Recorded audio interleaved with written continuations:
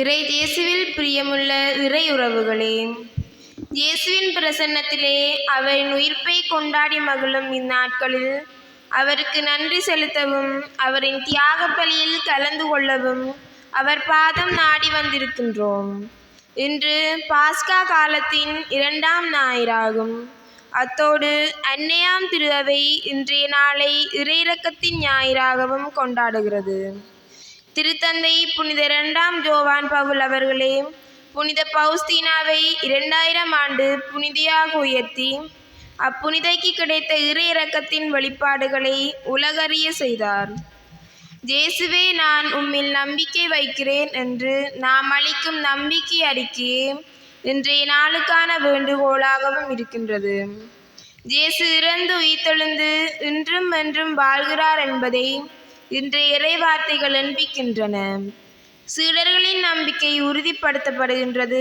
அவர்களின் அச்சம் நீக்கப்படுகிறது. இலக்கு தெளிவுபடுத்தப்படுகிறது. நாமும் உயிர்த்த ஆண்டவரில் நம்பிக்கை கொண்டு வாழ அழைக்கப்படுகின்றோம். இயேசு மீது கொண்ட நம்பிக்கை வாழ்வே அவரை உலகறிய எடுத்துரைக்க எமக்கு கொடுக்கப்படும் அழைப்பாகும்.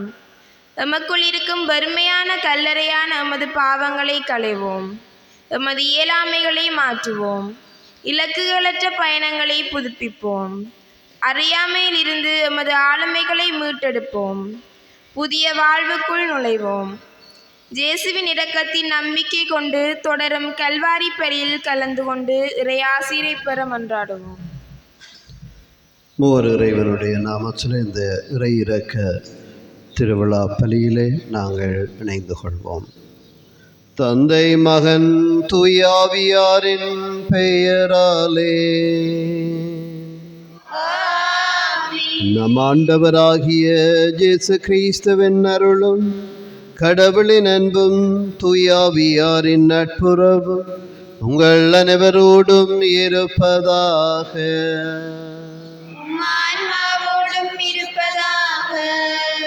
பிரியமான சகோதரங்களே, ஏப்ரல் மாதத்தின் 12ஆம் நாள் பாஸ்கா காலத்தின் 2வது ஞாயிறு தினம். இன்றைய தினத்தை நாங்கள் 26 ஆண்டுகளுக்கு முன்பு இறையிறக்க ஞாயிறாக கொண்டாடும்படி நம்மை பணித்த புனித ஜான் பவுல் திருத்தந்தையாக கடமையாற்றிய பொழுது அதிலிருந்து இன்று வரை இந்த விழா கொண்டாடப்பட்டு வருகிறது. புனித பவுஸ்தீனாவை புனித நிலைக்கு உயர்த்தியவர். அதே இறையிறக்க திருவிழாவிலே தான் அவரும் தூய நிலைக்கு உயர்த்தப்படுகிறார். இறைவனுடைய இரக்கத்தை நாங்கள் கெஞ்சியவர்களாக, எப்பொழுதும் இறை இரக்கத்தை நாடியவர்களாக, எங்களுடைய பாவங்களிலிருந்து விடுதலை பெற இறைவனுடைய இரக்கத்தை அதிகம் சிந்தித்தவர்களாக, தியானித்தவர்களாக வாழ இந்த பலியிலே இறையருள் வேண்டுவோம். தூயமறை நிகழ்வுகளை கொண்டாட நாம் அனைவரும் தகுதி பெறும் பொருட்டு எமது பாவங்களை ஏற்றுக்கொள்வோம்.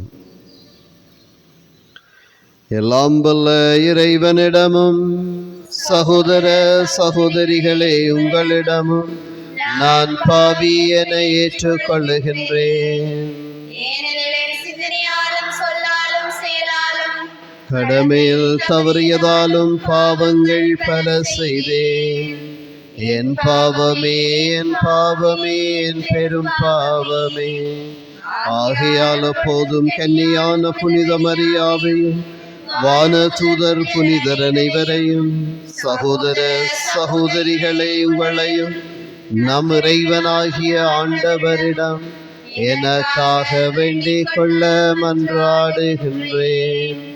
எல்லாம் வல்ல இறைவன் நம்மீது இரக்கம் வைத்து நம் பாவங்களை மன்னித்து நம்மை நிலை வாழ்வுக்கு அழைத்து செல்வாராக.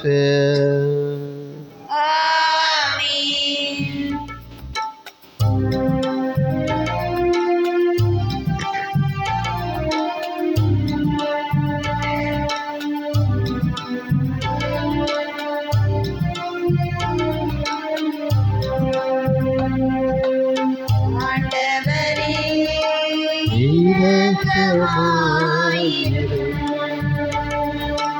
ஆண்டவரே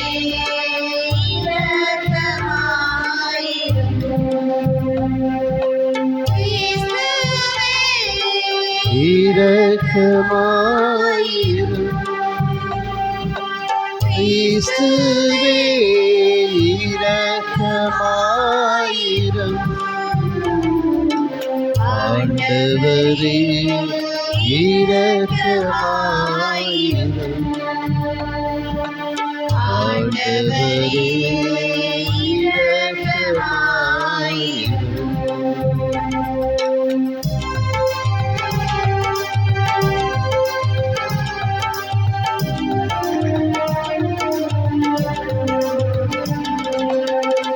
உன்னதங்களிலே கடவுளுக்கு மாட்சி உண்டாகுக. உலகினிலே நல் மனத்தோர்க்கு அமைதியாகுக. உம்மை புகழ்கின்றோம், உம்மை வாழ்த்துகின்றோம், உம்மை ஆராதிக்கின்றோம், உம்மை மாட்சிப்படுத்துகின்றோம். உமது மேலான மாட்சியின் பொருட்டு உமக்கு நன்றி கூறுகின்றோம். ஆண்டவராகிய இறைவா, வானுலக அரசரே, எல்லாம் வல்ல தந்தையாகிய இறைவா, ஒரே மகனாய் உதித்த ஆண்டவர் இயேசு கிறிஸ்துவே, ஆண்டவராகிய இறைவா, இறைவனின் செம்மறியே, தந்தையின் திருமகனே, தந்தையின் திருமகனே, உலகின் பாவங்களை போக்குபவரே, எங்கள் மீது இரக்கமாயிரும்.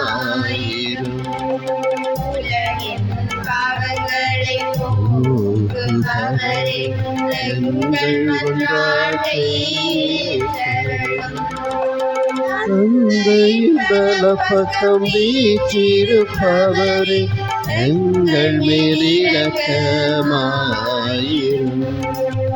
ஏனெனில் இயேசு கிறிஸ்துவே, நீர் ஒருவரே தூயவர், நீர் ஒருவரே ஆண்டவர், நீர் ஒருவரே உன்னதர்.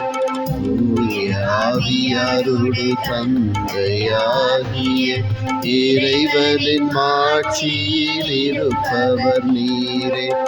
ஆமென், ஆமென், ஆமென்.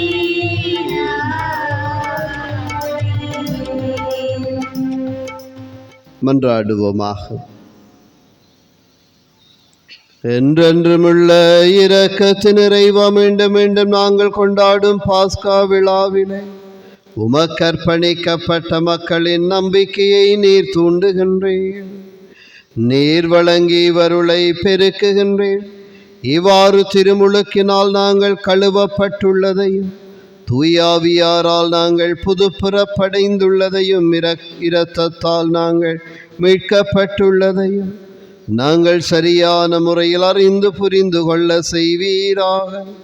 உமோடு தூயாவியாரின் ஒன்றை பிளறிவனாய் என்றென்று வாழ்ந்து ஆட்சி செய்கின்ற கிறிஸ்து வழியாக உம்மை மன்றாடுகின்றோம்.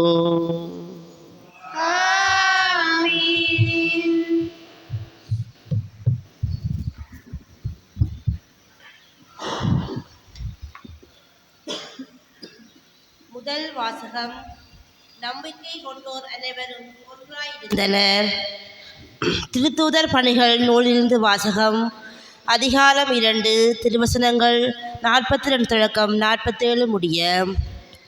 அக்காலத்தில் திருமுழுக்கு பெற்றவர்கள் திருத்தூதர் கற்பித்தவற்றிலும் நட்புறவிலும் அப்பம் பிடுவதிலும் இறை வேண்டலிலும் உறுதியாய் நிலைத்திருந்தார்கள்.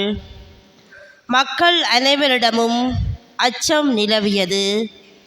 திருத்தூதர் வழியாக பல அரும் செயல்களும் அடையாளங்களும் நிகழ்ந்தன. நம்பிக்கை கொண்டோர் அனைவரும் ஒன்றாயிருந்தனர். எல்லா உடைமைகளையும் பொதுவாய் வைத்திருந்தனர். நிலப்புலங்களும் பிற உடைமைகளும் உடையோர் அவற்றை விற்று அனைவருக்கும் அவரவர் தேவைகளுக்கு ஏற்ப பகிர்ந்தளித்தனர். ஒவ்வொரு நாளும் அவர்கள் ஒரே மனத்தோடு கோவிலில் தவறாது கூடி வந்தார்கள். பேருவகையோடும் எளிய உள்ளத்தோடும் வீடுகள் தோறும் அப்பத்தை பிட்டு உணவை பகிர்ந்து உண்டு வந்தார்கள். அவர்கள் கடவுளை போற்றி வந்தார்கள். எல்லா மக்களுடைய நல்லெண்ணத்தையும் பெற்றிருந்தார்கள். ஆண்டவரும் தாம் மீட்டு கொண்டவர்களை நாள்தோறும் அவர்களோடு சேர்த்து கொண்டே இருந்தார். இது ஆண்டவர் வழங்கும் அருள்வாக்கு. பல்லவியாக. ஆண்டவருக்கு நன்றி செலுத்துங்கள், ஏனெனில் அவர் நல்லவர், என்றென்றும் உள்ளது அவரது பேரன்பு. ஆண்டவருக்கு நன்றி செலுத்துங்கள், ஏனெனில் அவர் நல்லவர், என்றென்றும் உள்ளது அவரது பேரன்பு. ஆண்டவருக்கு நன்றி செலுத்துங்கள், ஏனெனில் அவர் நல்லவர், என்றென்றும் உள்ளது அவரது பேரன்பு. என்றென்றும் உள்ளது அவரது பேரன்பு என இஸ்ரவேல் மக்கள் சாற்றுவார்களாக. நன்றி செலுத்துங்கள், ஏனெனில் அவர் நல்லவர், என்றென்றும் உள்ளது அவரது பேரன்பு. அவர்கள் என்னை வலுவுடன் தள்ளி வீழ்த்த முயன்றனர், ஆனால் ஆண்டவர் எனக்கு துணை நின்றார். ஆண்டவருக்கு நன்றி செலுத்துங்கள், ஏனெனில் அவர் நல்லவர், என்றென்றும் உள்ளது அவரது பேரன்பு. கட்டுவோர் புறக்கணித்த கல்லே கட்டடத்துக்கு மூலைக்கல் ஆயிற்று. ஆண்டவரால் இது நிகழ்ந்துள்ளது, நம் கண்களுக்கு இது வியப்பாயிற்று. ஆண்டவருக்கு நன்றி செலுத்துங்கள், ஏனெனில் அவர் நல்லவர், என்றென்றும் உள்ளது அவரது பேரன்பு. ஆண்டவர் தோற்றுவித்த வெற்றியின் நாள் இதுவே, இன்று அக்களிப்போம், அகமகிழ்வோம். ஆண்டவருக்கு நன்றி செலுத்துங்கள், ஏனெனில் அவர் நல்லவர், என்றென்றும் உள்ளது அவரது பேரன்பு. ஆண்டவருக்கு நன்றி செலுத்துங்கள், ஏனெனில் அவர் நல்லவர், என்றென்றும் உள்ளது அவரது பேரன்பு.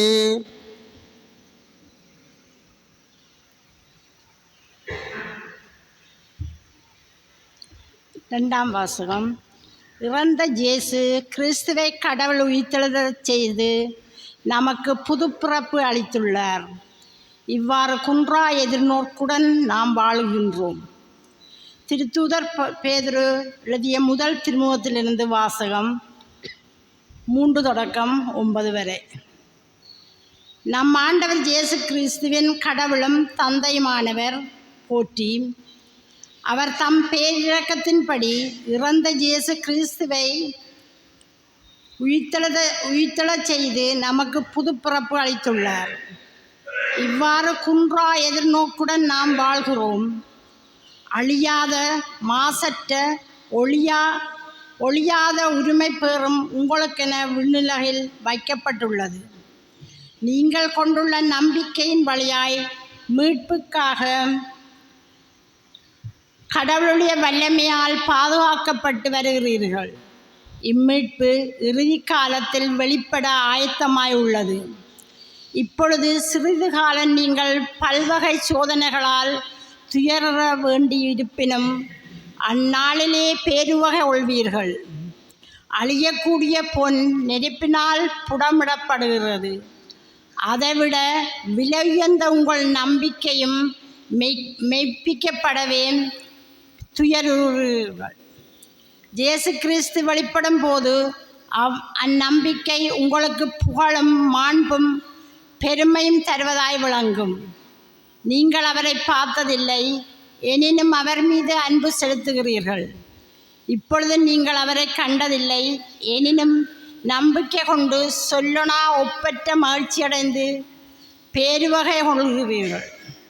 இவ்வாறு உங்கள் நம்பிக்கையின் குறிக்கோளான ஆன்ம மீட்பை பெறுகிறீர்கள். இது ஆண்டவர் வழங்கும் அருள்வாக்கு. உமக்கு நன்றி.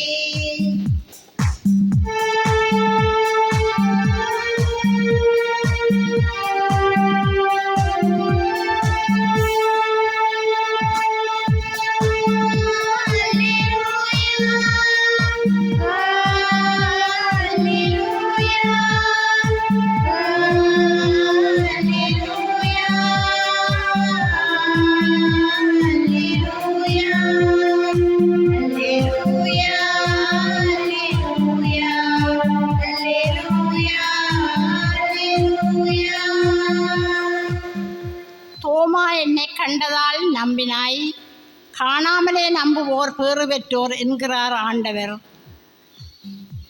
அல்லேலூயா.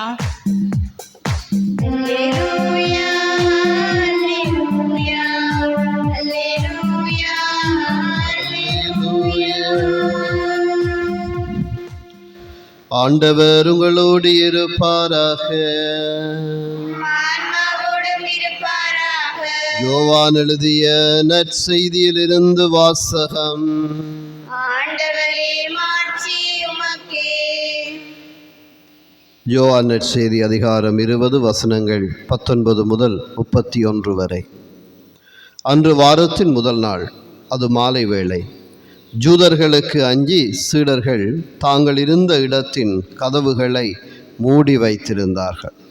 அப்போது இயேசு அங்கு வந்து அவர்கள் நடுவில் நின்று, உங்களுக்கு அமைதி உரித்தாகுக என்று வாழ்த்தினார். இவ்வாறு சொல்லியபின் அவர் தம் கைகளையும் விலாவையும் அவர்களிடம் காட்டினார். ஆண்டவரை கண்டதால் சீடர்கள் மகிழ்ச்சி கொண்டார்கள். இயேசு மீண்டும் அவர்களை நோக்கி, உங்களுக்கு அமைதி உரித்தாகுக. தந்தை என்னை அனுப்பியது போல நானும் உங்களை அனுப்புகிறேன் என்றார். இதை சொன்னபின் அவர் அவர்கள் மேல் ஊதி, தூய ஆவியை பெற்றுக்கொள்ளுங்கள். எவருடைய பாவங்களை நீங்கள் மன்னிப்பீர்களோ அவை மன்னிக்கப்படும், எவருடைய பாவங்களை மன்னியாதிருப்பீர்களோ அவை மன்னிக்கப்படா என்றார். 12 ஒருவரான திதும் என்னும் தோமா இயேசு வந்தபோது அவர்களோடு இல்லை. மற்ற சீடர்கள் அவரிடம், ஆண்டவரை கண்டோம் என்றார்கள். தோமா அவர்களிடம், அவருடைய கைகளில் ஆணிகளால் ஏற்பட்ட தழும்பை பார்த்து அதில் என் விரலை விட்டு அவர் விலாவில் என் கையை இட்டாலன்றி நான் நம்ப மாட்டேன் என்றார். 8 நாள்களுக்கு பின் அவருடைய சீடர்கள் மீண்டும் உள்ளே கூடியிருந்தார்கள். அன்று தோமாவும் அவர்களோடு இருந்தார். கதவுகள் பூட்டப்பட்டிருந்தும் இயேசு உள்ளே வந்து அவர்கள் நடுவில் நின்று, உங்களுக்கு அமைதி உரித்தாகுக என்று வாழ்த்தினார். பின்னர் அவர் தோமாவிடம், இதோ என் கைகள், இங்கே உன் விரலை விடு, உன் கையை நீட்டி என் விலாவிலிடு, ஐயம் தவிர்த்து நம்பிக்கை கொள் என்றார். தோமா அவரை பார்த்து, நீரே என் ஆண்டவர், நீரே என் கடவுள் என்றார். இயேசு அவரிடம், நீ என்னை கண்டதால் நம்பினாய், காணாமலே நம்புவோர் பேறு பெற்றோர் என்றார். வேறு பல அரும் அடையாளங்களையும் இயேசு தம் சீடர்கள் முன்னிலையில் செய்தார். இவையெல்லாம் இந்நூலில் எழுதப்படவில்லை. இயேசுவே இறைமகனாகிய மெசியா என நீங்கள் நம்புவதற்காகவும் நம்பி அவர் பெயரால் வாழ்வு பெறுவதற்காகவுமே இந்நூலில் உள்ளவை எழுதப்பெற்றுள்ளன. இது கிறிஸ்து வழங்கும் நற்செய்தி. கிறிஸ்துவே உமக்கு புகழ்.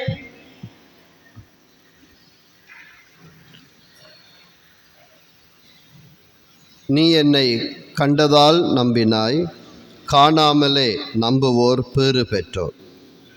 இயேசுவிலே பிரியமான சகோதர சகோதரிகளே, இன்றைய இந்த நாள் இறையிறக்க பெருவிழாவாக இருக்கிறது. இன்றைய இந்த நாளிலே நாங்கள் சிறப்பாக பாஸ்கா காலத்தின் 2வது வாரத்தின் ஞாயிறு பலியை நாங்கள் ஒப்புக்கொடுக்க ஒரே சமூகமாக ஒன்று கூடியிருக்கிறோம். இறை இரக்கத்தின் ஞாயிறு கடவுள் கருணையை வடிவானவர் என்பதை நமக்கு எடுத்து எம்புகிறது.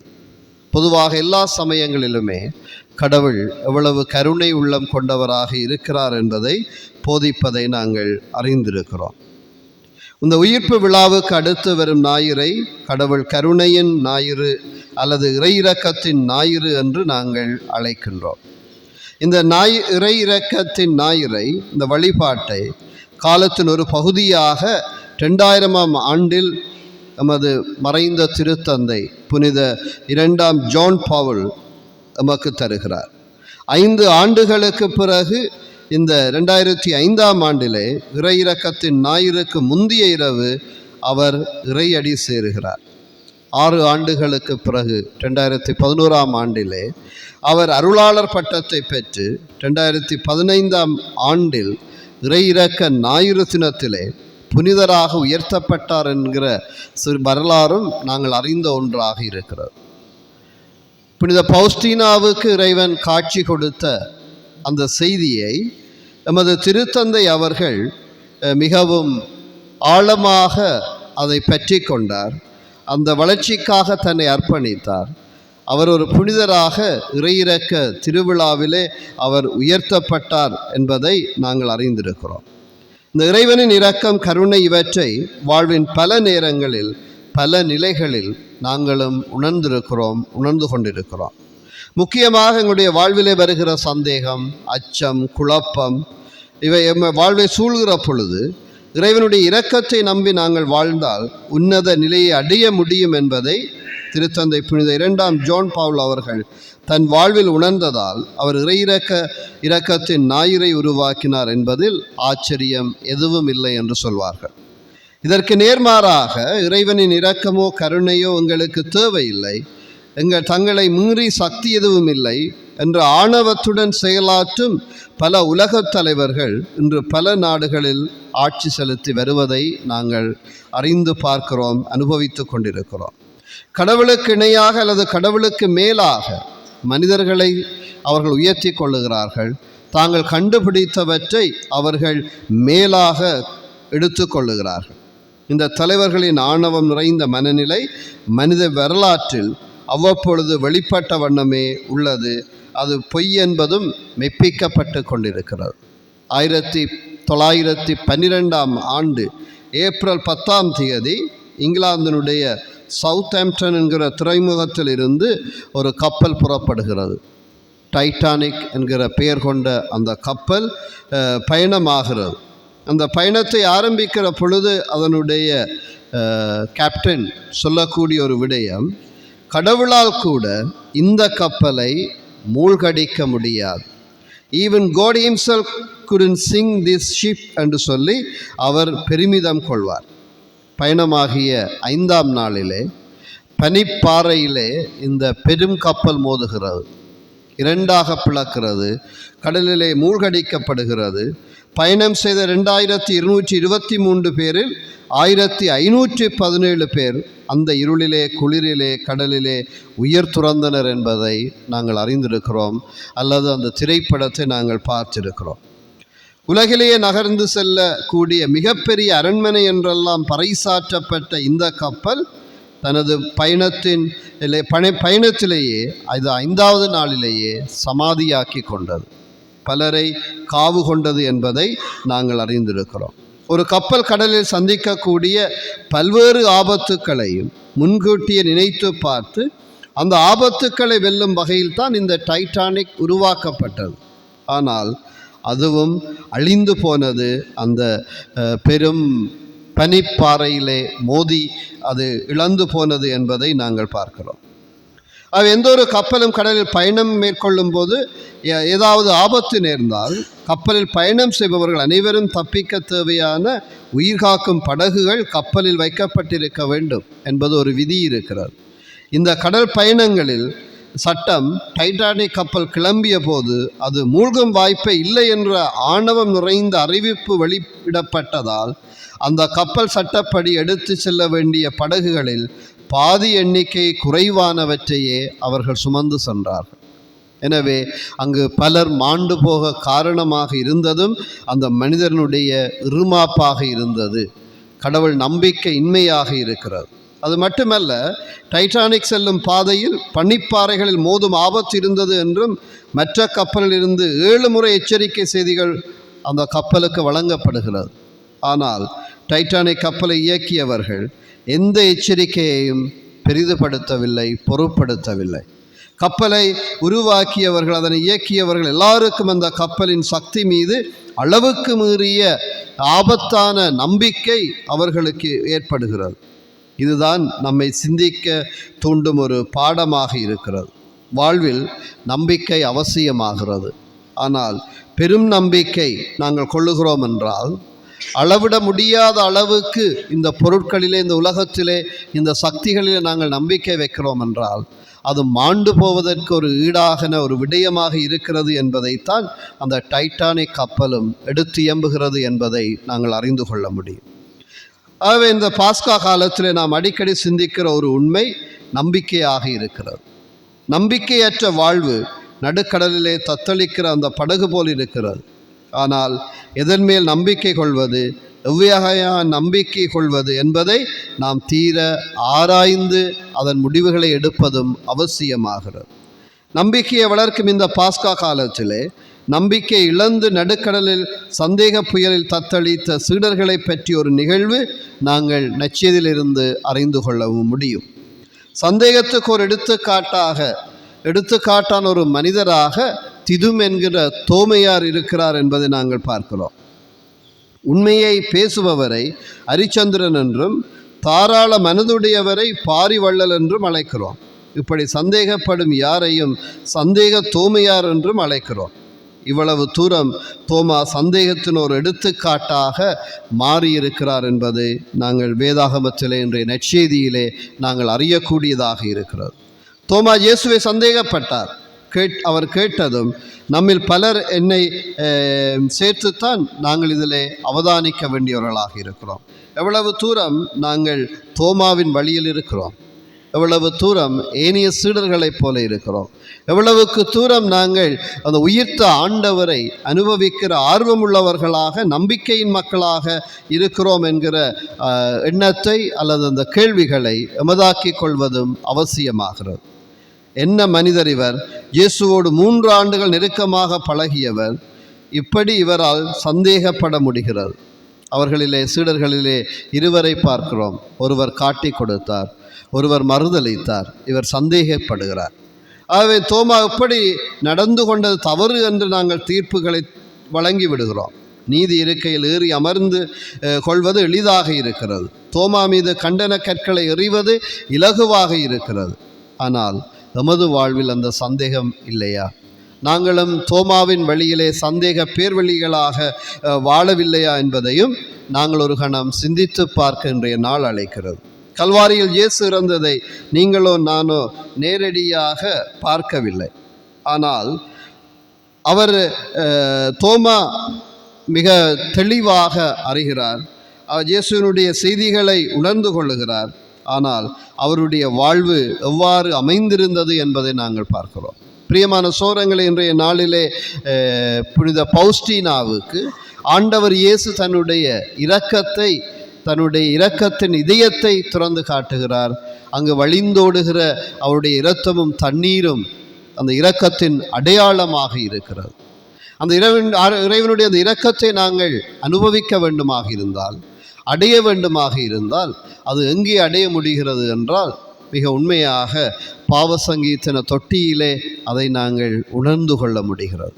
இந்த இறைவனுக்கு எதிராக நாங்கள் செய்த பாவங்கள், எமக்கு எதிராக, வளர்ச்சிக்கு எதிராக செய்த பாவங்கள், எம் அயலவர்களுக்கு எதிராக செய்த பாவங்களை நாங்கள் நினைவு கூர்ந்து ஆண்டவரிடம் மன்னிப்பு வேண்டி குருவானவரிடம் எங்களுடைய பாவங்களை அறிக்கையிடுகிற பொழுது, அது உண்மையிலேயே இறைவனுடைய இரக்கத்தை நாங்கள் அனுபவிக்கின்ற ஒரு இடமாக பாவசங்கீர்த்தன தொட்டி இருக்கிறது. அல்லது திருப்பலி வேளையிலே நாங்கள் உருக்கத்தோடு ஆண்டவரை மன்றாடி இறைவனுடைய வார்த்தையை கேட்டு எங்களுடைய பாவங்களுக்காக மன்னிப்பு கேட்டு இறை வார்த்தையை கேட்டு அதனுடைய விளக்கங்களை அறிந்து அந்த எழுந்தேற்ற நேரம் நாங்கள் பக்தியாக முழுமனதோடு ஆண்டவருடைய இரக்கத்தை உணர்ந்தவர்களாக அந்த பலிவிருந்திலே பங்கெடுக்கிற பொழுது எங்களுடைய இதயம் தூண்டப்படுகிறது என்றால் அங்கு இறைவனுடைய இரக்கத்தை அறிந்து கொள்ள முடிகிறது. எங்களால் முடியாது என்று நாங்கள் சோர்ந்து வீழ்ந்து போயிருக்கிற பொழுது அங்கு இறைவனுடைய அருட்கரமமை வழிநடத்துகிறதை நாங்கள் அனுபவிக்கிறோம் என்றால் அந்த இடத்திலே இறைவனுடைய இரக்கத்தை அனுபவிக்க முடிகிறது. அல்லது எங்களால் வாழ முடியாது, இந்த சுமையாய் நாங்கள் தாங்க முடியாது, எம்மால் இந்த காரியம் நிறைவேற முடியாது இருக்கிறது என்று நாங்கள் சிந்திக்கிற பொழுது அது நிறைவேறுகிறது என்றால் அங்கு இறைவனுடைய இரக்கத்தை அனுபவிக்க முடிகிறது. நம்மை சூழ இருக்கிறவர்கள் எல்லாம் நம்மை புரிந்து கொள்ளாமல் தங்களுடைய விருப்பப்படி தங்களுடைய விமர்சனங்கள் எல்லாம் மீது பொழிகிற பொழுது சற்று ஆறுதலாக ஆண்டவருடைய பிரசன்னத்தில் இருக்கிற பொழுது இறைவன் நான் உன்னோடு இருக்கிறேன் என்று தருகிற அந்த உடனிருப்பின் அனுபவம் அல்லது அந்த உணர்வு அந்த இறைவனுடைய இரக்கத்தை எமது வாழ்விலே உணரச் செய்கிறது. எங்களுடைய தனிப்பட்ட வாழ்விலும் எங்களுடைய குடும்ப வாழ்விலும் சமூக வாழ்விலும் வருகிற நெருக்கீடுகளை எல்லாம் கடந்து செல்ல நாங்கள் முனைய இறைவன் எங்களுடைய கரங்களை பற்றி கொண்டு வழிநடத்துகிற பொழுது அங்கு இறைவனுடைய இரக்கத்தை எங்களால் அனுபவிக்க முடிகிறது. எனவே பிரியமான சோதரங்கள், எங்களுடைய வாழ்விலே இறைவனுடைய இரக்கத்தை நாங்கள் அனுபவிக்க வேண்டுமாக இருந்தால் அந்த இரக்கத்தின் ஆண்டவரை நாங்கள் அனுபவிக்க முயல வேண்டி இருக்கிறது. இருமாப்போடு எங்களால் முடியும், எங்களை யாருமே எதுவும் செய்ய முடியாது என்று நாங்கள் கங்கணம் கட்டி நிற்கிற பொழுது அந்த டைட்டானிக் கப்பலின் நிலைதான் எங்களுடைய வாழ்வை வந்தடைகிறது. அந்த டைட்டானிக் கப்பலிலே 2000க்கு மேற்பட்டவர்கள் பயணம் செய்தாலும் ஒரு 700 பேர் மட்டும்தான் அங்கு பாதுகாக்கப்படுகிறார்கள் என்றால், அது 500 பேருக்கு மேற்பட்டவர்கள்லாம் பாதுகாக்கப்பட்டார்கள் என்றால் அந்த 500 பேரும் இறைவனுடைய இரக்கத்தை எவ்வளவு அனுபவித்திருப்பார்கள். அவர்களுக்கு முன் 1700 பேர் கடலிலே மாண்டு போகிற பொழுது அந்த 500 பேர் அந்த இறைவனுடைய இரக்கத்தை அனுபவித்திருப்பார்கள். பிரியமான சோரங்களே, அந்த கப்பல் எச்சரிக்கை வழங்கப்பட்ட பொழுதும் அதை அவர்கள் கவனிக்கவே இல்லை. அதனால் தான் 1700 பேர் மரித்து போகிறார்கள். அல்லது அந்த கப்பலை ஆரம்பிக்கிற பொழுது, அந்த பயணத்தை ஆரம்பிக்கிற பொழுது கடவுளால் கூட இந்த கப்பலை தாக்க முடியாது அல்லது அதை நடுக்கடலிலே மூழ்கடிக்க முடியாது என்று எண்ணிய அந்த மனிதர்களுடைய எண்ணங்கள் தான் அங்கு மூழ்கடிக்கப்பட்ட போய்விட்டது என்பதை நாங்கள் அறிய முடிகிறது. எங்களால், மனிதர்களால் எல்லாம் முடியும் என்ற அந்த ஆணவம் அது தவிடுபொடியாக்கப்படுகிற பொழுது அங்கு நாங்கள் ஆண்டவருடைய பாதங்களை நாடி வருகிறோம் என்றால் அங்கு ஆண்டவருடைய இரக்கத்தை அனுபவிக்க முடிகிறது. அந்த பௌஸ்டினாவுக்கு கொடுத்த அந்த காட்சி வழியாக இன்று உலகம் பூராகவும் இறைவனுடைய இரக்கம், அந்த இரக்கத்தின் பக்தி வளர்ச்சி அடைந்திருக்கிறது. நான் இங்கேயும் பார்த்தேன், வெளிநாடுகளிலும் பார்த்தேன், கனடாவிலும் பார்த்தேன். கனடாவிலே சட்டன் என்கிற ஒரு பங்கிலே நான் இருந்த பொழுது அங்கே இருக்கக்கூடிய அந்த பங்கை சார்ந்த சகோதரர் நமது மண்ணிலே இலங்கையின் ஏர்போர்ட்டிலே அந்த இறையிறக்க சபை மட்டைகளை வைக்குமாறு என்னிடம் கொடுத்தார். அவர் என்னோடு பேசிய பொழுது எவ்வாறு இறைவனுடைய இரக்கம் தன்னுடைய வாழ்வை வழிநடத்தியது என்று சொன்னார். பிரியமான சோரங்கள், இந்த 90ஆம் ஆண்டுகளுக்கு பிற்பட்ட காலத்திலே பலர் கொழும்பிலே சென்று தங்கியிருந்தார்கள். போலீஸ் பிரச்சனை, வெளிநாட்டு பயணம், எதிர்கால வாழ்வு என்கிற பல சிக்கல்கள் இருந்தன. அதில் பல இளைஞர்கள், யுவதிகள் எல்லாம் 3 மணி சபத்துக்காக, இறையிறக்க சபத்துக்காக அந்த வியாகுல மாத ஆலயத்துக்கு வருவார்கள். வந்த பலர் இறையிறக்க பக்தியிலே ஈடுபட்டு இறைவனுடைய இரக்கத்தை பெற்று தங்களுடைய பயணத்திலே அவர்கள் சென்றடைந்தார்கள் வெளிநாடுகளுக்கு, அல்லது தங்களுடைய வாழ்விலே ஒரு கரையை அடைந்தார்கள், வாழ்விலே முன்னேற்றங்களை கண்டார். பலர் தங்களுடைய சாட்சியத்தை பகிர்ந்திருக்கிறார்கள், எவ்வாறு இறைவனுடைய இரக்கம் தங்களுடைய வாழ்வை மிகவும் வழிநடத்தி இருக்கிறது என்று. இன்று நமது ஆலயங்கள் பலவற்றிலே மாலை 3 மணி தொடக்கம் அவர்கள் அந்த இறையிறக்க பக்தியிலே ஈடுபடுகிறார்கள். ஆனால் பலர் நாங்கள் அந்த விடயத்தை சிந்திப்பதில்லை. ஏனென்றால் இறைவனுடைய இரக்கத்தை விட எங்களால் எல்லாம் முடியும் என்கின்ற ஒரு ஆணவம் மேலிட்டு நிற்பதனால் இறைவனுடைய இரக்கத்தை நாடாத மனிதர்களாக சில வேளைகளிலே நாங்கள் வாழ முனைகிறோம். அந்த டைட்டானிக் கப்பலை வடிவமைத்தவர்கள் அல்லது இயக்கியவர்கள் போல. பிரியமான சோதரங்களே, அவ்வாறு எண்ணுகிற ஒவ்வொரு கணமும், ஆணவம் கொள்ளுகிற ஒவ்வொரு நிமிடமும் நாங்கள் டைட்டானிக் கப்பலை நினைப்போமாக இருந்தால் இறைவனுடைய இரக்கத்தை நாங்கள் ஆழமாக உணர முடியும். ஆண்டவருடைய இரக்கத்தின் வழி நாங்கள் பயணிக்க முடியும். எங்களுக்கு அவநம்பிக்கைகள் வரலாம், தோமாவை போல குழப்பங்கள் வரலாம். ஆனால் அதை தேடி அதனுடைய புரிதல்களை ஆழப்படுத்தி இறைவனுடைய இரக்கத்தை நாங்கள் அதிகம் நம்புகிற பொழுது அங்கு நாங்கள் புனிதமடைய முனைகிறோம். அங்கு நான் பார்க்குறோம், புனித தோமையார் அங்கு இல்லை. ஏனைய சீடர்களுக்கு ஆண்டவர் காட்சி கொடுக்கிறார். தோமையார் வந்தபொழுது நாங்கள் ஆண்டவரை கண்டோம் என்று சொல்லுகிறார்கள். அப்பொழுது அவர் அவநம்பிக்கையின் மனிதனாக வெளிப்படுகிறார். எவ்வாறு என்றால், நான் அவருடைய விரலுக்குள், அவருடைய கையுக்குள் என்னுடைய விரலை விட வேண்டும், அவருடைய விலாவுக்குள் என்னுடைய கையை விட வேண்டும், அந்த காயங்கள் இருந்தால்தான் நான் நம்புவேன் என்று சொல்லுகிறார். இயேசுவுக்கு அந்த செய்தி தெரியாது என்று நாங்கள் பார்க்கிறோம். ஆனால் அவர் மீண்டும் தோமாவும் இருக்கிற பொழுது வருகிறார். தோமாவை அழைக்கிறார். அவருடைய கைகளையும் விலாவையும் காட்டுகிறார். அவருடைய விலாவையும் அவருடைய விலாவுக்குள்ளும் கைக்குள்ளும் அவருடைய விரல்களையும் கைகளையும் இடும்படி கேட்கிறார். அப்பொழுதுதான் அவருடைய அவநம்பிக்கை ஓடிப்போகிறது, நம்பிக்கையின் மனிதராக மாறுகிறார். அப்பொழுது ஆண்டவர் அவரை பார்த்து, நீரே என் ஆண்டவர், நீரே என் கடவுள் என்று சொல்லுகிற தோமாவை பார்த்து சொல்வார், நீ என்னை கண்டதால் நம்பினாய், காணாமலே நம்புவோர் பேறு பெற்றோர். பிரியமான சோதரங்களே, அந்த காணாமலே நம்புகிற அந்த தைரியமான நம்பிக்கை வாழ்வுக்காக இந்த பலியிலே நாங்கள் உருக்கத்தோடு மன்றாடுவோம். இறைவனுடைய துணை எப்பொழுதும் எங்களோடு கூடவே நடக்க வேண்டும் என்று மன்றாடுவோம். இறைவனுடைய ஆசீர்வாதம் எங்களை என்றும் வழிநடத்த வேண்டும் என்று மன்றாடுவோம். யாருக்காக எல்லாம் நாங்கள் ஜெபிக்கிறோமோ, மன்றாடுகிறோமோ, அது நிச்சயம் அவருடைய வாழ்விலே கிடைக்கும் என்கிற நம்பிக்கையோடு நாங்கள் ஜெபிக்கிற பொழுது அது அர்த்தமுள்ளதாக இருக்கிறது. இந்த தோமாவை போன்ற பல மனிதர்களுடைய அந்த இயேசுவின் மீது கொண்ட அந்த நம்பிக்கை தான் அந்த ஆதி திரு அவையை உருவாக்கியது. அதைத்தான் நாங்கள் முதல் வார்த்தைகளை பார்க்கிறோம். எவ்வாறு அந்த ஆதி கிறிஸ்தவர்களுடைய ஆரம்ப கிறிஸ்தவருடைய வாழ்க்கை முறை அமைந்திருந்தது, அதை ஒட்டித்தான் இன்று அந்த அன்பிய வாழ்வையும் மது திரு அவையிலே நாங்கள் வாழ முயலுகிறோம். எனவே அன்பிய வாழ்வுகள் வளம் பெறவும், இறைவனுடைய ஆசீர் ஒவ்வொருவரோடு இருக்கவும் இந்த பலி வழியாக நாங்கள் உருக்கத்தோடு மன்றாடுவோம். ஆமென். எழுந்து நின்று எமது நம்பிக்கையை அறிக்கை இடுவோம். ஒரே கடவுளை நம்புகின்றேன், விண்ணகமும் மண்ணகமும் காண்பவை காணாதவை யாவும் படைத்த எல்லாம் வல்ல தந்தையவரே, கடவுளின் ஒரே மகனாய் உதித்த ஒரே ஆண்டவர் இயேசு கிறிஸ்துவை நம்புகின்றேன். இவர் காலங்களுக்கெல்லாம் முன்பே தந்தையிடமிருந்து பிறந்தார். கடவுள் என்று கடவுளாக, ஒளியின்றி ஒளியாக, உண்மை கடவுள் என்று உண்மை கடவுளாக உதித்தவர்.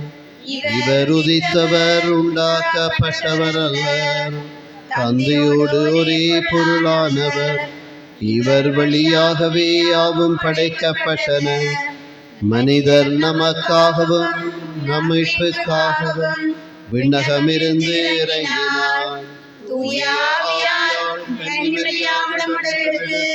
மனிதனானார், மேலும் நமக்காக போந்திய பிலாத்தின் அதிகாரத்தில் சிலுவையில் அறையப்பட்டு பாடுபட்டு இறந்து அடக்கம் செய்யப்பட்டார். மறைநூல்களின்படி 3ஆம் நாள் உயிர்த்தெழுந்தார். விண்ணகத்து எழுந்தருளி எல்லாம் வல்ல தந்தையின் வலப்பக்கம் வீற்றிருக்கின்றார். வாழ்வோரையும் இறந்தோரையும் தீர்ப்பிட மாட்சியுடன் மீண்டும் வர இருக்கின்றார். அவரது ஆட்சிக்கு முடிவிராது.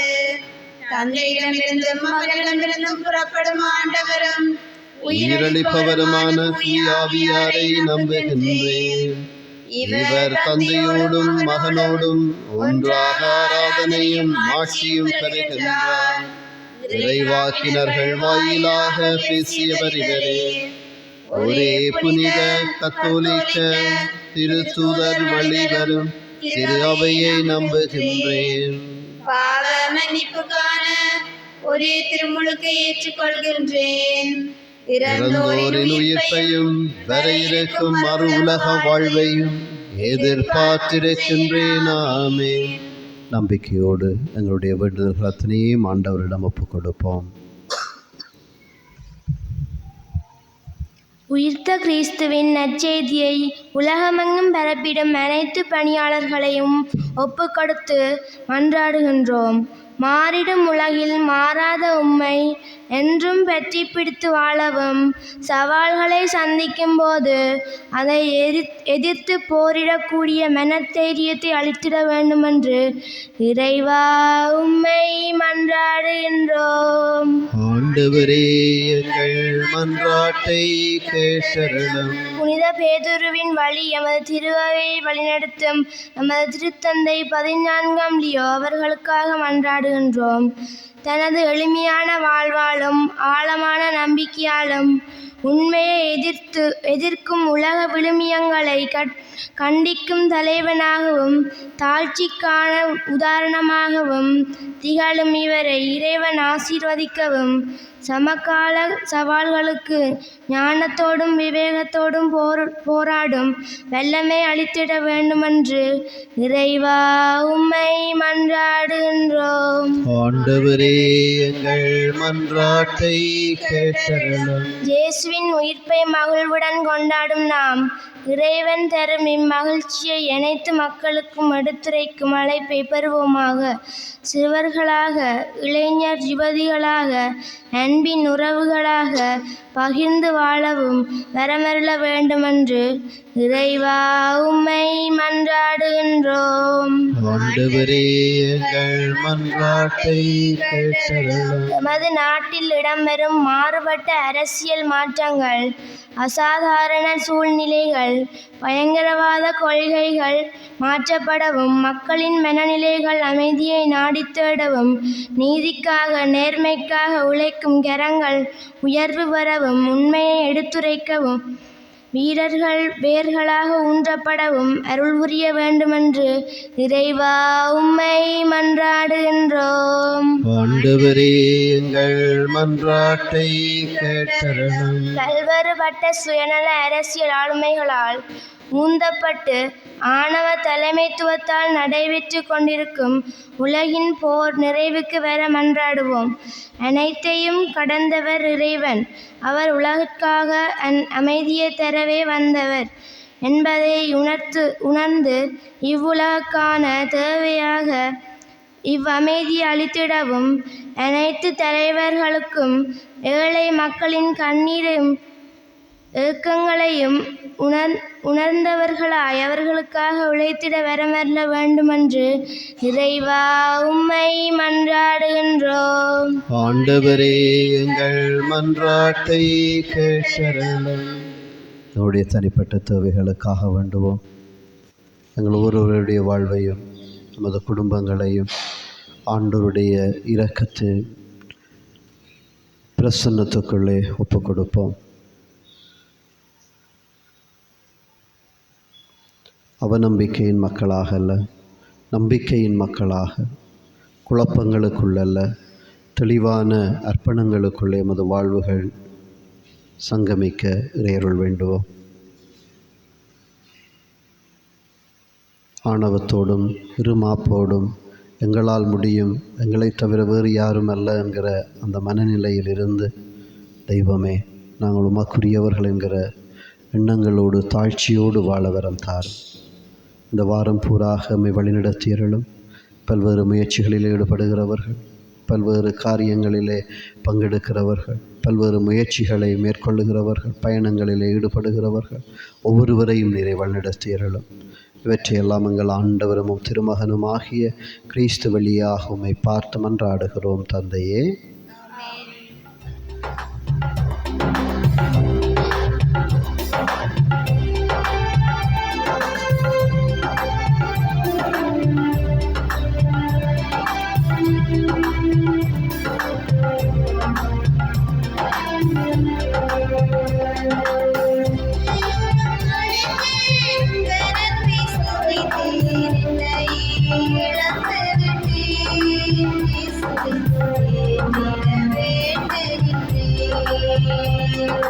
என்னையும் மக்களித்தேன் உந்த நன்மை சுவைத்தேன் என்னையே இழந்து விட்டேன் இயேசுவே விட வேண்டுகின்றேன்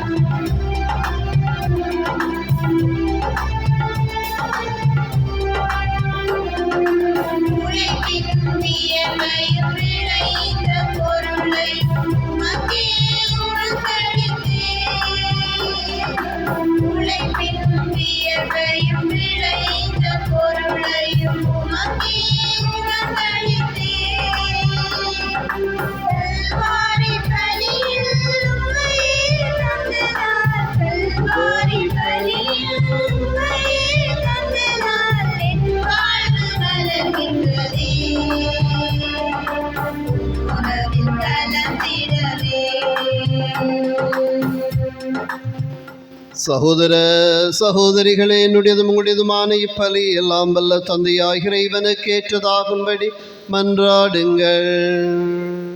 ஆண்டவர் தமது பேரின் புகழ்ச்சிக்காகவும் ஆட்சிக்காகவும் நமது நன்மைக்காகவும் புனித திரு அவையின் நலன்களுக்காகவும் உமது கையிலிருந்து இப்பலி ஏற்றுக்கொள்வாராக. ஆண்டவரே, புது புறப்படைந்த மக்களின் காணிக்கைகளை ஏற்றுக்கொள்ள உமை வேண்டுகின்றோம்.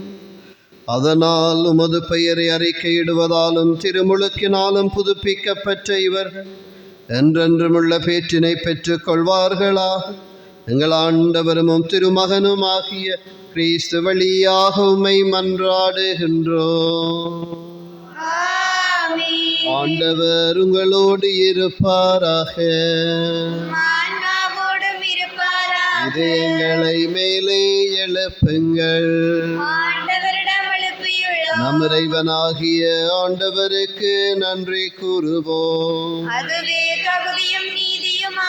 ஆண்டவரே, எக்காலத்திலும் உம்மை புகழ்ந்துரைப்பதும் எல்லாவற்றுக்கும் மேலாக எங்கள் பாஸ்காவாகிய கிறிஸ்து பலியான இச்சிறப்பான காலத்தில் உம்மை என்ன மிகுதியாக வாழ்த்தி போற்றுவதும் மெய்யாகவே தகுதியும் நீதியுமாகும், எங்கள் கடமையும் மீட்புக்குரிய செயலுமாகும்.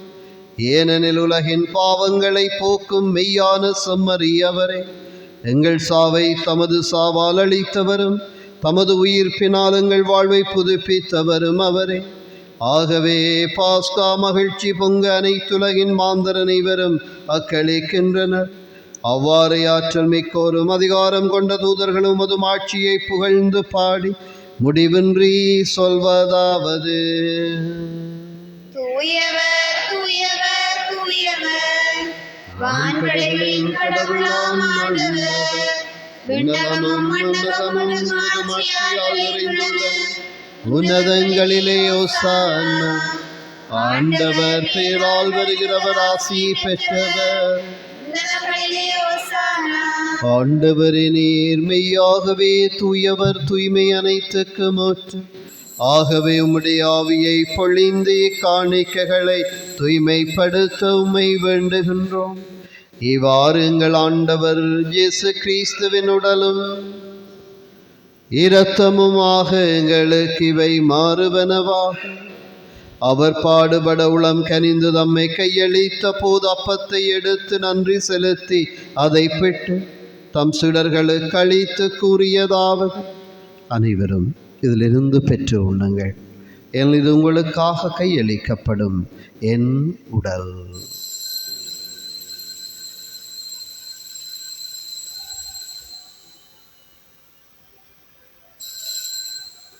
அவ்வண்ணமே இரவிருந்து அருந்திய பின் கிண்ணத்தையும் எடுத்து மீண்டும் உமாக்கு நன்றி கூறி தம் சீடர்களுக்கு அளித்தவர் கூறியதாவது: அனைவரும் இதிலிருந்து பெற்று பருகுங்கள். ஏன் இது புதிய நிலையான உடன்படிக்கைக்குரிய இரத்தத்தின் கிண்ணம். இது பாவ மன்னிப்புக்கென்று உங்களுக்காகவும் பலருக்காகவும் சிந்தப்படும். இதை நினைவாக செய்யுங்கள்.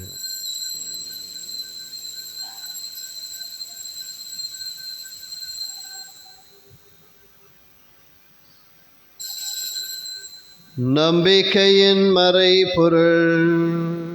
உலகின் மீட்பரே, எங்களை மீட்டருளும். உமது சிலுவையினாலும் உயிர்ப்பினாலும் எங்களுக்கு விடுதலை அளித்தவர் நீரே. ஆகவே ஆண்டவரே, நாங்கள் கிறிஸ்துவின் இறப்பினையும் உயிர்ப்பினையும் நினைவு கூர்ந்து வாழ்வு தரும் அப்பத்தையும் மீட்பளிக்கும் கிண்ணத்தையும் உமக்கு ஒப்புக் கொடுக்கின்றோம். திருமணன்று உமக்கு ஊழியம் புரிய தகுந்துள்ள எங்களை ஏற்றுக்கொண்டீர். எனவே உமக்கு நன்றி செலுத்துகின்றோம். மேலும் கிறிஸ்துவின் உடலிலும் இரத்தத்திலும் பங்கு கொள்ளும் எங்களை தூயாவியார் ஒன்று சேர்க்க வேண்டும் என உம்மை தாழ்மையுடன் மன்றாடுகின்றோம். ஆண்டவரே, உலகெங்கும் பரவி இருக்குமது திரு அவையை நினைவு கூர்ந்தருளும். எங்கள் திருத்தந்தை லியோ, எங்கள் ஆயர் ஜஸ்டின், எல்லா திருநிலையினர் ஆகிய அனைவரோடும் உமது திரு அவை அன்பின் நிறைவை பெறச் செய்தருளும். மேலும் உயிர்த்தலும் எதிர்நோக்குடன் துயில் கொள்ளும் எங்கள் சகோதர சகோதரிகளையும் இறந்தோர் அனைவரையும் இரக்கத்துடன் நினைவு கூர்ந்து உமது திருமுக ஒளியினுள் ஏற்றருளும். எங்கள் அனைவர் மீது இரக்கமாயிரும். கடவுளின் கன்னித்தாயான புனித மரியா, அவருடைய கணவரான புனித யோசேப்பு, புனித திருத்தூதர்கள், இவ்வுலகில் மக்கு உகந்தவராயிருந்தோர் ஆகிய புனிதர் அனைவருடனும் நாங்கள் நிலைவாழ்வில் பங்கு கொள்ளும் தகுதி பெற்று உமது திருமகன் இயேசு கிறிஸ்து வழியாக உம்மை புகழ்ந்தேற்றும் வரமருள உம்மை மன்றாடுகின்றோம்.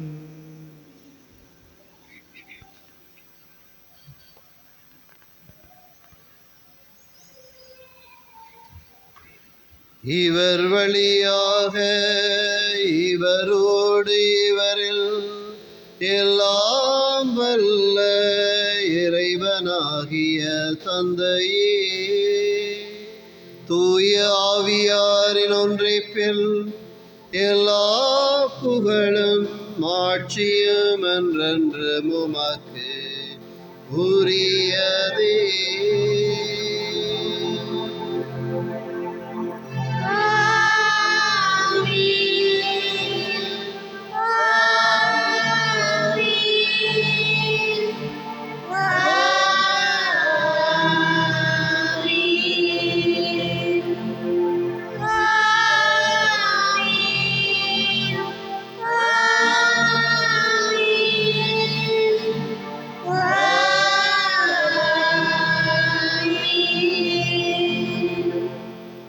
தந்தையை நோக்கி எமது கரங்களை விரித்து இரக்கத்தின் ஆண்டவரை இந்த பலிவெளியாகவும் எங்கள் அன்றாட வாழ்விலும் நாங்கள் ஆழமாக அனுபவிக்கவும், இறைவனுடைய இரக்கத்தை பெறுகிற நாங்கள் பிறருக்கும் அந்த இரக்கத்தை பகிர்ந்து கொள்கிற நல்வாழ்வுக்காக வரம் வேண்டுவோம்.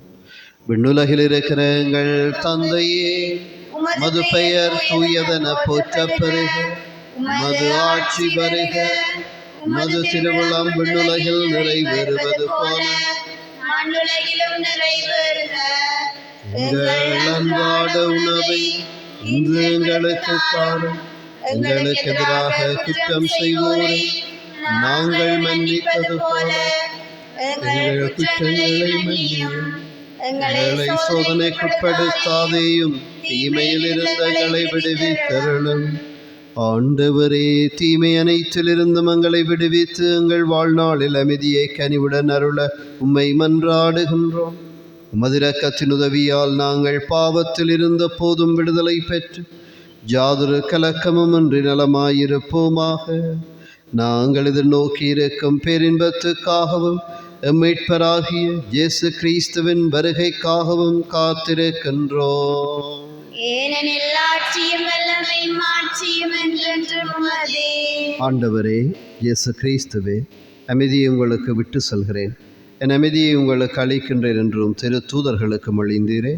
எங்கள் பாவங்களை பாராமல் உமது திரு அவையின் நம்பிக்கையை கண்ணோக்கி உமது திருவுளத்திற்கேற்பதற்கு அமைதியையும் ஒற்றுமையையும் அளித்தருள்வீராக. என்றென்றும் வாழ்ந்து ஆட்சி செய்கின்றவர் நீரே. ஆமென். ஆண்டவருடைய அமைதி உங்களோடு என்றும் இருப்பதாக. உம் ஆன்மாவோடும் இருப்பதாக. ஒருவருக்கொருவர் அமைதியை பகிர்ந்து கொள்வோம். உங்களுக்கு அமைதி உண்டாகுக.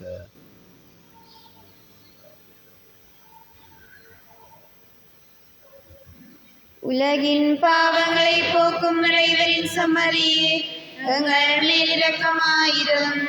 உலகின் பாவங்களை போக்கும் இறைவனின் செம்மறியே, எங்கள் மேல் இரக்கமாயிரும்.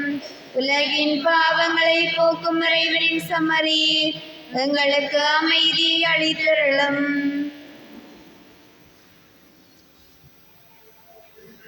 இதோ இறைவனின் சமரித உலகின் பாவங்களை போக்க வந்த ஆண்டவர் இயேசு. இவருடைய விருந்து களைப்பு பெற்ற நாங்கள் ஒவ்வொருவரும் பெறு பெற்றோர். ஆண்டவரே, நீர் இல்லத்திலிருந்த நான் தகுதியற்றவள். ஆனால் ஒரு வார்த்தை மற்றும் சொல்லியருளும் எனது ஆன்மா நலமடையும். ஆண்டவரையும் திரு உடலும் இரத்தவுமை காத்து எமக்கு நிலை வாழ்வை அளிப்பதாக.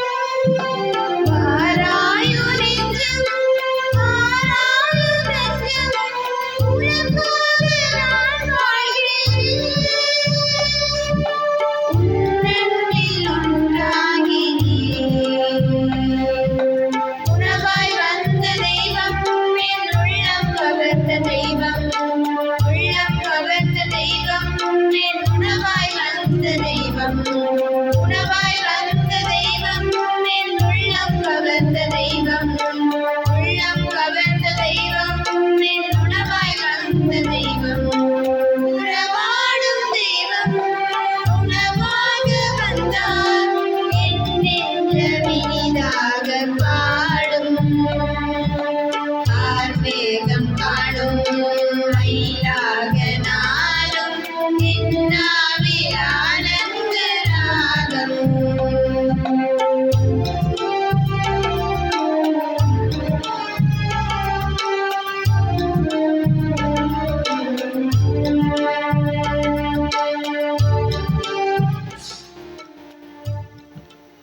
உன் கையை இடு, ஆணிகள் இருந்த இடத்தை கண்டறிவாய், ஐயம் தவிர்த்து நம்பிக்கை கொள். அல்லேலூயா.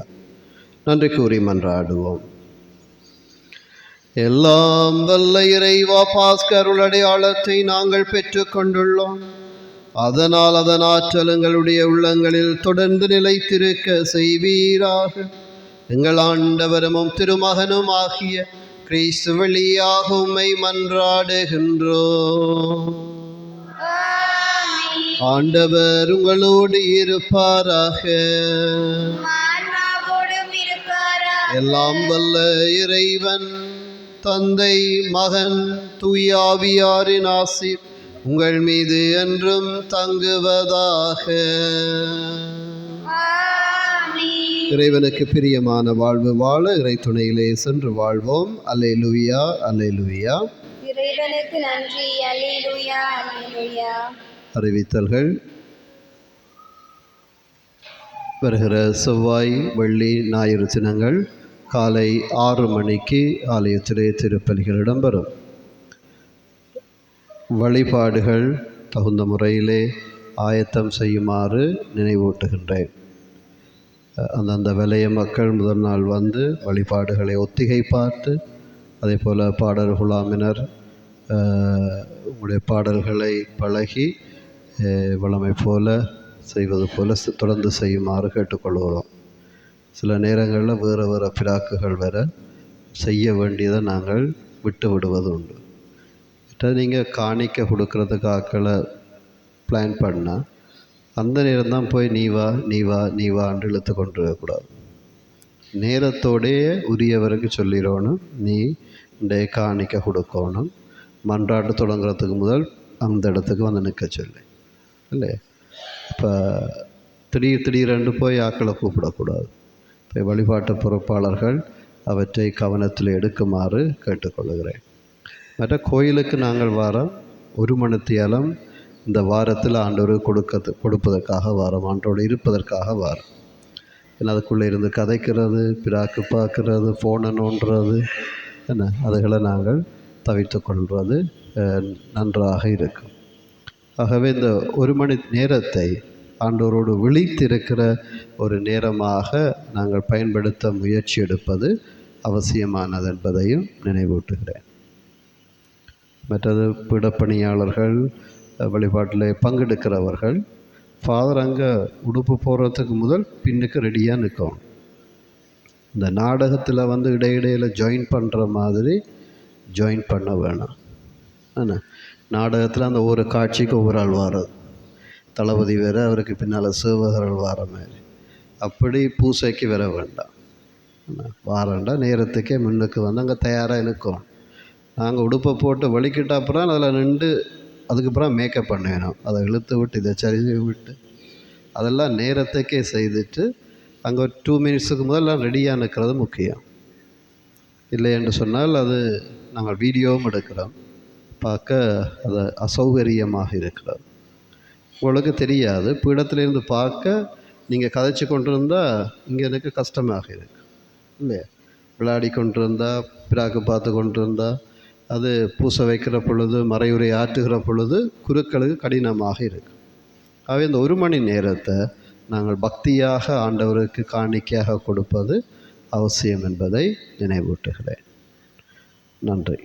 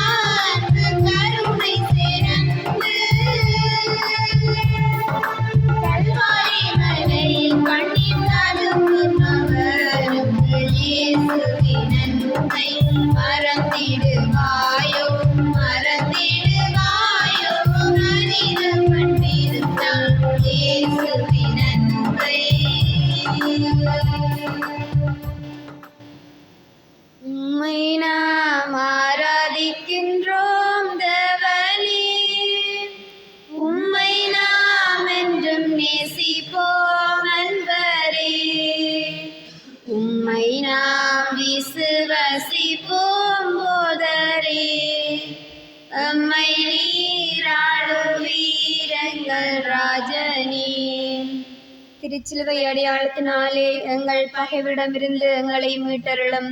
எங்கள் இறைவா, தந்தை, மகன், தூய ஆவியானவரின் பெயராலே ஆமீன்.